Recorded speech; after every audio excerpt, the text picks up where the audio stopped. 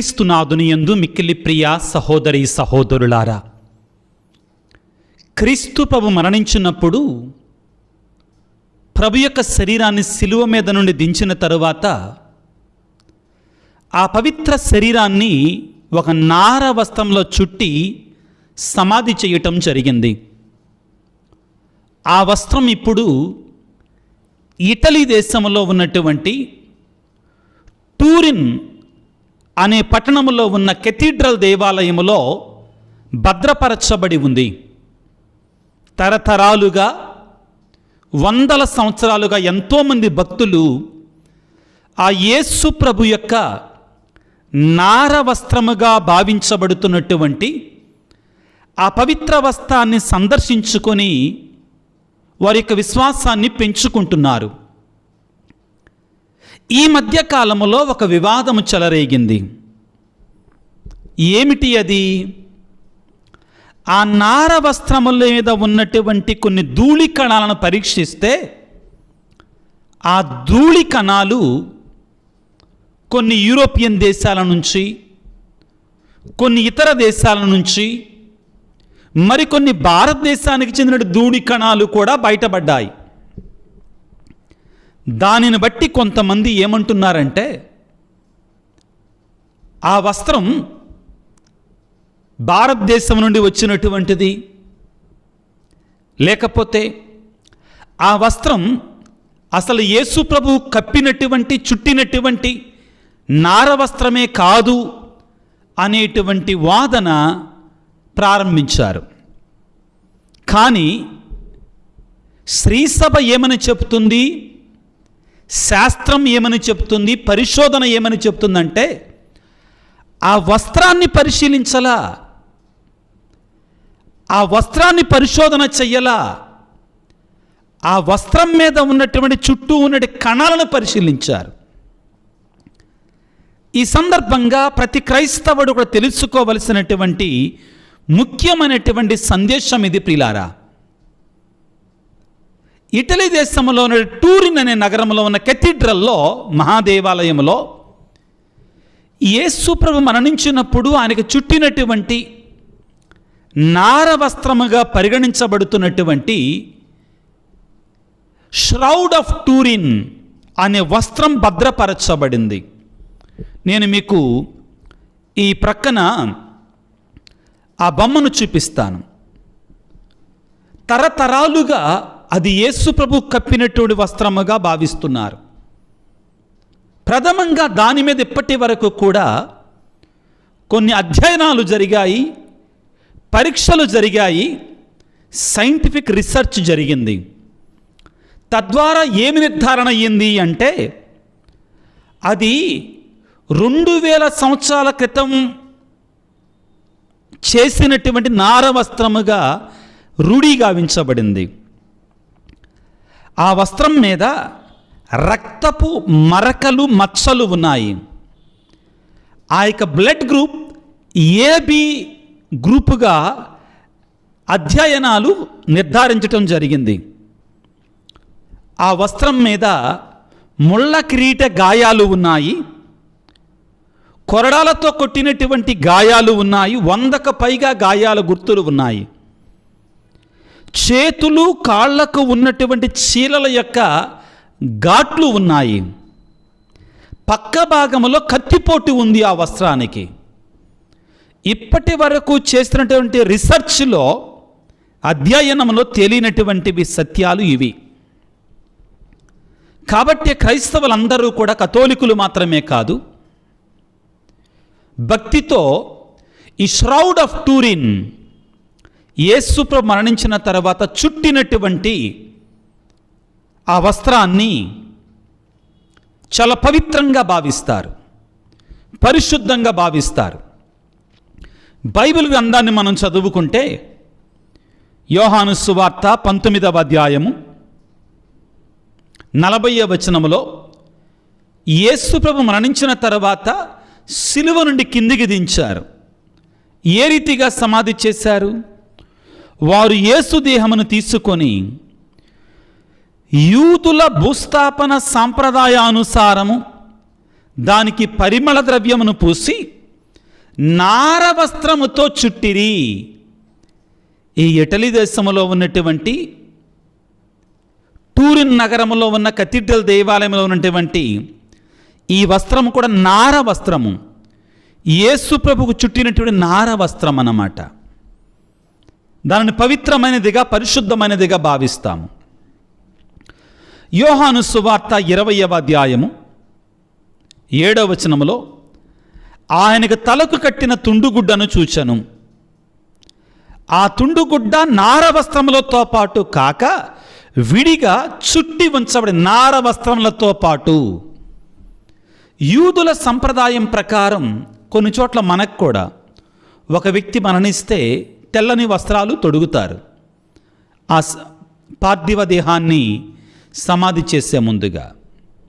కానీ యూదులకి ఇంకా ఎక్కువగా చాలా స్పష్టంగా శరీరానికి చుడతారు.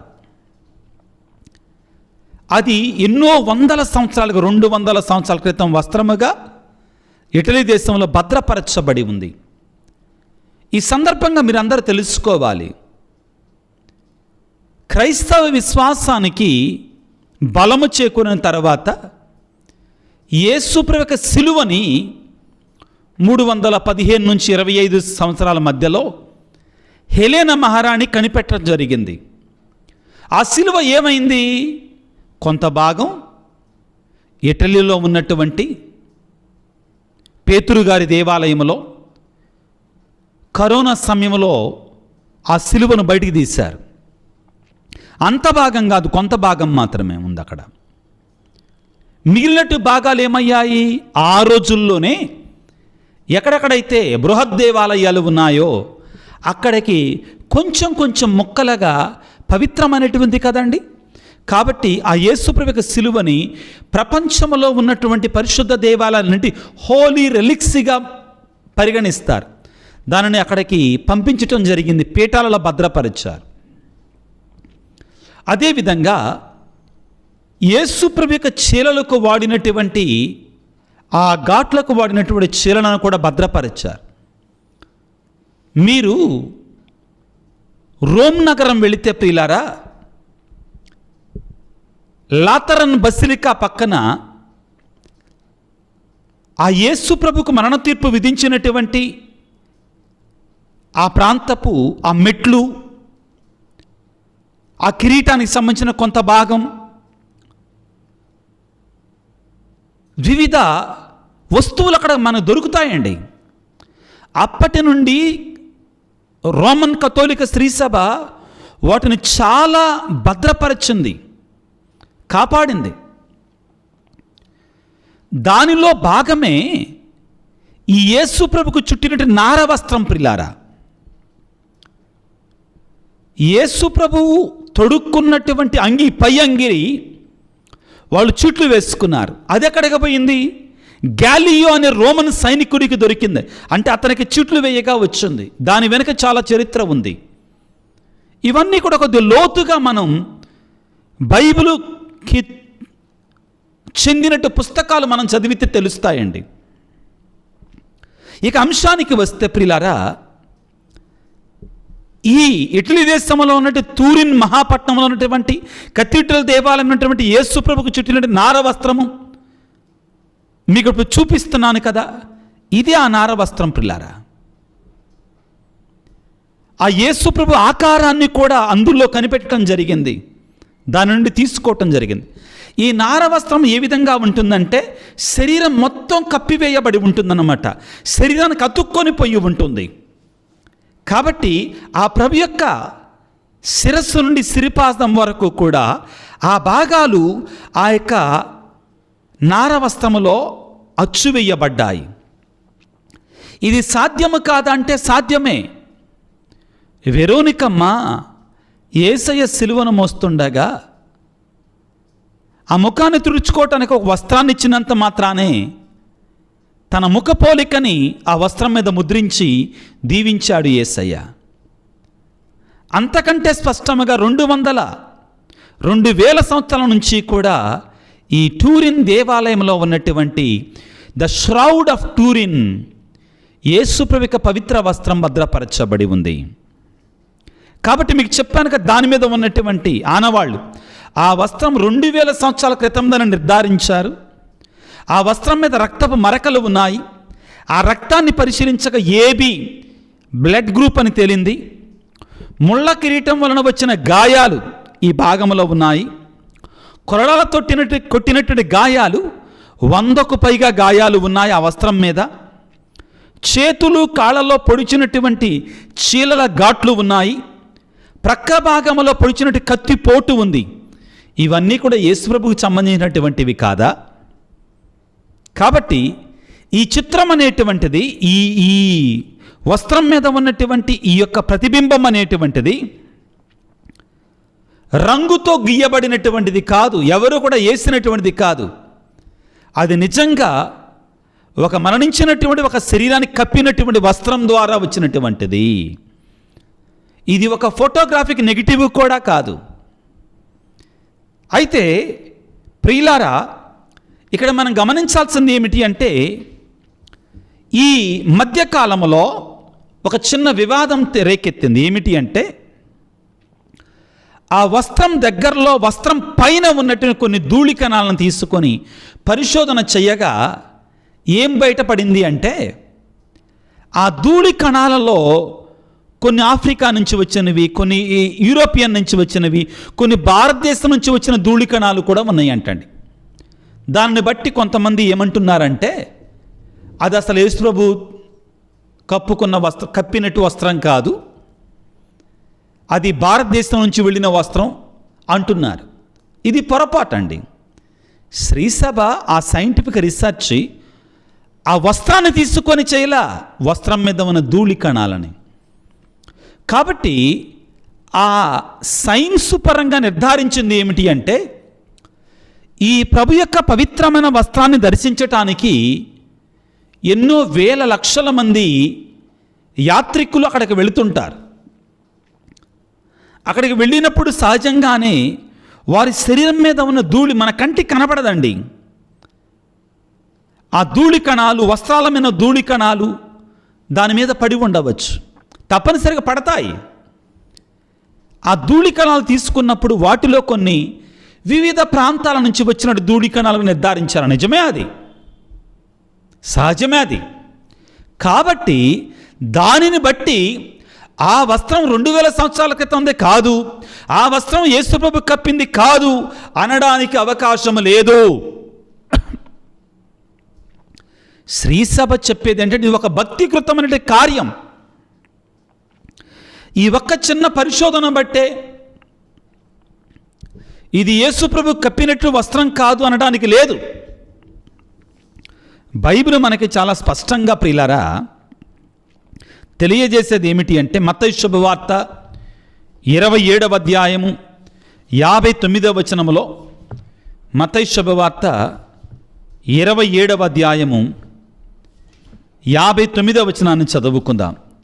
అక్కడ కూడా యేసుప్రభు మరణించినప్పుడు ఆ పార్థివ దేహానికి నార వస్త్రాన్ని చుట్టారు అని మనం చదువుకుంటాం.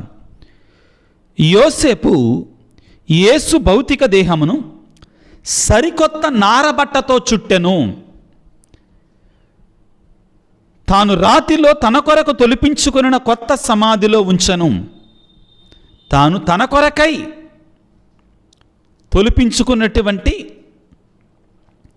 ఆ యొక్క సమాధిలో యేసుప్రభు యొక్క దేహాన్ని ఉంచారు. కానీ ఉత్థానమైన తర్వాత యోహాను సువార్తలో 20వ అధ్యాయం మనం చదువుకున్నాం ప్రారంభంలో, యేసుప్రభువు చుట్టిన నార వస్త్రము మడతబెట్టి ఒకచోట భద్రంగా ఉంచబడిందట. ఎలా అది మనకు దొరికింది? శిష్యులు సహజంగానే దాన్ని పవిత్రంగా భావించారు, దాన్ని భద్రపరిచారు. అది శ్రీసభలో తరతరాలుగా అది వస్తుంది.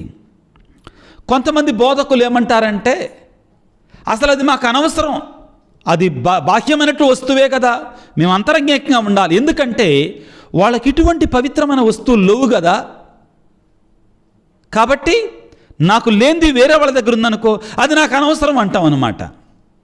ఇవన్నీ ప్రభు యొక్క పవిత్రమైన వస్తువులు. ఈ వస్త్రం మనకేమి నిరూపించుతుందండి? ఈ వస్త్రం మీద ఏమున్నాయంటండి? జాగ్రత్తగా ఆలకించండి. ముళ్ళ కిరీటాన్ని పెట్టినటువంటి గాయాలు, పంచగాయాల యొక్క గురుతులు, కొరడా దెబ్బల యొక్క గురుతులు,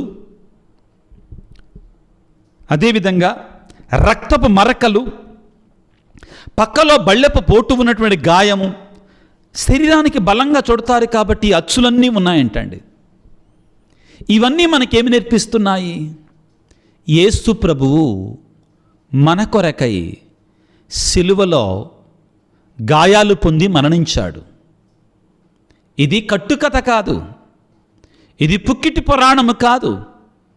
ఈ ష్రౌడ్ ఆఫ్ టూరిన్, యేసు ధరించిన నార వస్త్రం మనకు నేర్పించే సత్యం ఏమిటి అంటే, యేసయ్య చారిత్రకంగా మన కొరకే మరణించాడు. ఆయన మన కొరకే గాయాల పాలయ్యారు. తాను పొందిన దెబ్బల చేత, తాను పొందిన గాయాల చేత నీవు నేను కూడా స్వస్థత పొందామనే సత్యాన్ని, ఆ సత్యానికి సాక్ష్యం ఆ యేసయ్యకు చుట్టినటువంటి నార వస్త్రం, ఇటలీ దేశంలో టూరిన్ నగరంలో ఉన్నటువంటి ఆ యేసయ్య నార వస్త్రం. ప్రియులకు దేవుని బిడ్డలారా, ఇదిగో మనందరము కూడా చదువుకుంటాం. ప్రియులకు దేవుని బిడ్డలారా, ఏమని అంటే యెషయా గ్రంథములో 53వ అధ్యాయం 5వ వచనములో, ఆయన పొందిన గాయముల చేత మనకు స్వస్థత లభించింది, మనకి విమోచన లభించింది. ముఖ్యంగా ప్రపంచంలో ప్రియులారా, ఈ ఆధునిక ప్రపంచంలో ఏదైనా కానీ చెడు మంచి కంటే ఎక్కువగా ప్రచారం అవుతుందండి. చెడ్డోళ్ళకి ఎక్కువగా ప్రచారం దొరుకుతుందండి. చెడ్డ విషయాలను మనం ఆసక్తితో వింటున్నాం, చూస్తున్నామండి. దేవుని యొక్క వాక్యానికి మనకు సమయం లేదు. చెడ్డ విషయాలను మనం తొందరగా షేర్ చేస్తాం. ఇటువంటి విలువైన సమాచారాన్ని కష్టపడి రాసుకొని సేకరించేందుకు మనకు అవసరం లేదు. వెంటనే సాతానుడైనటువంటి వాడు ఏం ప్రచారం చేస్తారు? లేదు టూరిన్ నగరంలో ఉన్నటువంటి వస్త్రం నిజమైంది కాదంట, యేసు ప్రభువు కప్పింది కాదంట, అది అబద్ధం అంట. ఈ ప్రచారం అవుతాయి ముందుగా. నిజం నిలకడగా తేలుతుందిగా, అప్పటికల్లా చెడు ప్రచారం అయిపోయింది, అబద్ధం ప్రచారం అయిపోతుంది. ఇప్పటికే దాని మీద నిర్ధారణ కలిగింది. ఏంటి? 2000 సంవత్సరాల క్రితం వస్త్రమే, ముళ్ళ కిరీటానికి చెందిన శరీరం మీద గాయాలు, పంచగాయాలు, రక్తపు మరకలు, యేసయ్య మరకలు, ఇవన్నీ ఉన్నాయని నిర్ధారణ అయింది. అక్కడికి వెళ్ళినటువంటి వాళ్ళు చాలామంది అద్భుతాలు పొందుకున్నారు. ఈ మధ్య కాలంలో చేరండి చిన్న టెస్ట్లో ఆ ధూళి కణాలలో ఆఫ్రికా నుంచి, భారతదేశం నుండి, ఆసియా నుండి కొన్ని ధూళి కణాలు బయటపడేస్తారు. అది కాదు అంటున్నారు. జాగ్రత్త వహించాలి. ప్రతి దాని ద్వారా కూడా విశ్వాసాన్ని చెడగొట్టడానికే సాతానుడు ప్రయత్నం చేస్తున్నాడు. జాగ్రత్త బిడ్డలారా, యేసయ్య నీ కొరకే, నా కొరకే, నీ పాపంలో కొరకే, నా పాపంలో కొరకే సిలువలో మరణించాడు అన్నది వాస్తవం. ఆ క్రీస్తు భగవానుడు మన పాపముల కొరకై గాయాలు పొందాడు, చిత్రవధకు గురి అయ్యాడు, కొరడా దెబ్బలు తిన్నాడు, ముళ్ళ కిరీటం ధరించబడ్డాడు, పంచగాయాలు పొందాడనేటి వాస్తవం, సత్యం. ఈ టూరిన్ నగరంలో నార వస్త్రం పిల్లారా మనకు నేర్పించే సత్యం ఇదే. ఇది చారిత్రకం, ఎవరు కాదనలేనటువంటి మహాసత్యం. ఈనాడు ప్రభువుని వేడుకుందాం. ప్రభువా, ఈ భూమి మీద నీ ఆనవాళ్లుగా మాకు కొన్ని వస్తువులు విడిచిపెట్టావు. వాటి ద్వారా ఈ బైబిల్ గ్రంథం కూడా ఆయన విడిచిపెట్టినటువంటి దేవుని యొక్క వాక్కు, దివ్య సప్రసాదం, దివ్య బలి పూజ, శిలువ స్వరూపం, ఇవన్నీ కూడా మనల్ని ప్రభువు దగ్గరికి చేర్చాలి, మన భక్తిని పెంచాలి. ఈ ఇటలీ దేశంలో ఉన్నటువంటి టూరిన్ నగరంలో ఉన్నటువంటి ఆ యేసయ్య యొక్క వస్త్రం మనందరికి నిలువెత్తు సాక్ష్యం. యేసయ్య మన కొరకే మరణించాడు, శ్రమల పాలయ్యాడు. ప్రార్థన చేసుకుందాం. ఇటువంటి విషయాలు విన్నప్పుడు మన విశ్వాసం బలపడులాగున ఆ పరిశుద్ధాత్మ ప్రేరణ, ఆ పరిశుద్ధాత్మ శక్తి మనకు దయచేయమని, పాపము, చెడు, చీకటి ఎక్కువగా పరిగెడుతుంటే నీతి, న్యాయం, ధర్మం, పరిశుద్ధత, సత్యం అనేటువంటిది వీటికి అడ్డుకట్టలు పడుతున్నాయి. సత్యం గెలవాలని, క్రీస్తు రాజ్యం రావాలని, క్రీస్తు ప్రభు విశ్వాసాన్ని కలిగి ఉండాలని ఆ దేవాది దేవుని భక్తితో విశ్వాసంతో తలలు వంచి ప్రార్థన చేసుకుందాం. యేసురాజా, మా కొరకే సిలువలో మరణించి గాయాల పాలై మరణించిన 3వ నాడు తిరిగి లేచిన గొప్ప దేవా, నీవు మా కొరకే భూమి మీద విడిచిపెట్టినటువంటి నీ పవిత్రమైన వస్తువుల ద్వారా నీవు ఒక యుగ పురుషుడవి, చారిత్రకంగా ఈ లోకంలో పుట్టిన దేవుడివి, దేవుని కుమారుడు అనే సత్యాన్ని మేము గుర్తించులాగున, మా విశ్వాసం బలపడులాగున మమ్మ దీవించండి. ఈ ఆధునిక ప్రపంచంలో సాతానుడనేటువంటి వాడు విశ్వాసులను గలిబిలి పెట్టి విశ్వాసుల యొక్క విశ్వాసాన్ని పాడు చేయటానికి ప్రయత్నం చేస్తున్నాడు.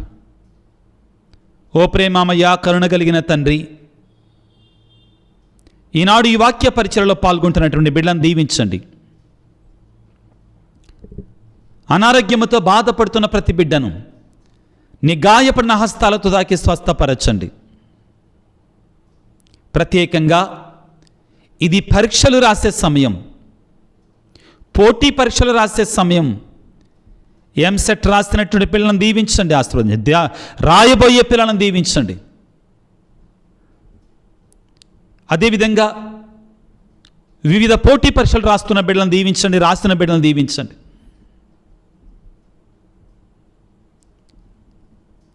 ప్రత్యేకమైన రీతిలో ప్రభువా మా కొరకే ప్రార్థించండి అని వీడియో క్రింద ఎవరైతే అడుగుతున్నారో, మెసేజ్లు ఉంచుతున్నారు, వారందరిని దీవించండి.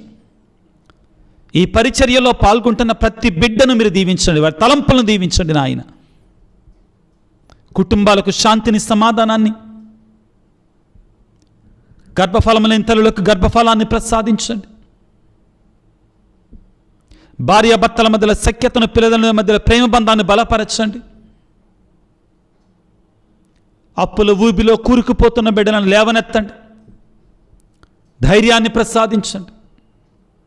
కష్టపడి శ్రమించే తత్వాన్ని మాకు దయచేయండి. ఓ యేసురాజా, ఈ పరిచర్య ముందు కొనసాగటానికి వివిధ రూపాల్లో సహకరిస్తున్న బిడ్డలందరినీ కూడా 30ంతలుగా 100ంతలుగా దీవించమని మా ప్రభు అయిన క్రీస్తు ద్వారా వేడుకొనుచున్నాము తండ్రి, ఆమెన్. ప్రభువు మీతో ఉందురుగాక, మీ ఆత్మతో ఉందురుగాక. సర్వశక్తి గల సర్వేశ్వరుడు పిత, పుత్ర, పవిత్రాత్మ మిమ్ము మీ కుటుంబాలను చల్లగా దీవించి ఆశీర్వదించి కాపాడుదురుగాక. God bless you. దేవుడు మిమ్ము దీవించుగాక. ఆమెన్.